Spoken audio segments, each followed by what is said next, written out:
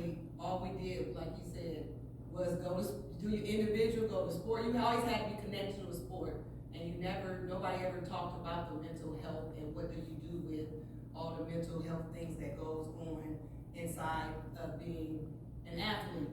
But now, when you transition to life, it still plays with you because you don't know who you are. So, like one of the programs that my husband and I created was a sports league early on. I'm all about early education, and we do a whole sports league for 4th, 5th, and 6th graders.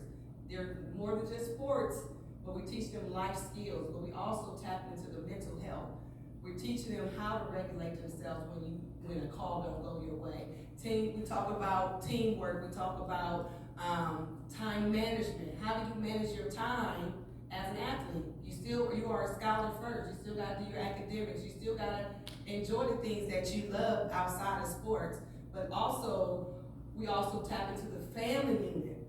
We're meeting the families where they're at. What do you need for your child to be holistically healthy in the household? We can give you all the resources, all the tools to the kids, but if they go back home to those same environments, they still have those different traumas they have to deal with. So we work with the family so they can be holistically well.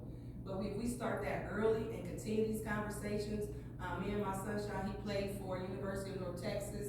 We're writing a book on life after the game stops. When you were the superstar, you don't have no more meetings, you don't have all those things.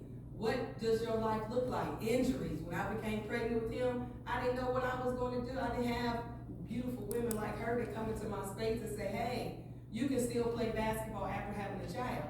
That stigma was not in. I'm back in the 90s. Yeah, I'm back in the 90s. We didn't have that. You had to go into your field, you had to go be your wife, you had to go and be a mom, whatever. It wasn't that you can still do all those things while playing sports.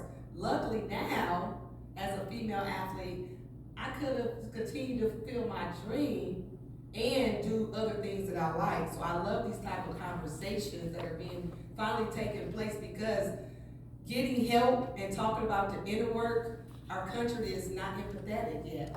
We still lack empathetic. They make it look like you're weak if you tap into your mental health. If he's hurt, he got to continue to stay playing. He gonna actually play hurt because that's his money. And that's how people view him, instead of like, hey, I need to take this time off to work on me to get back out there, because you don't work on your mental capacity as an athlete, you can't perform anyways. But having these conversations and showing other people that it's okay to be vulnerable in your mental health is going to continue to lead us to be a more healthier society in mental health.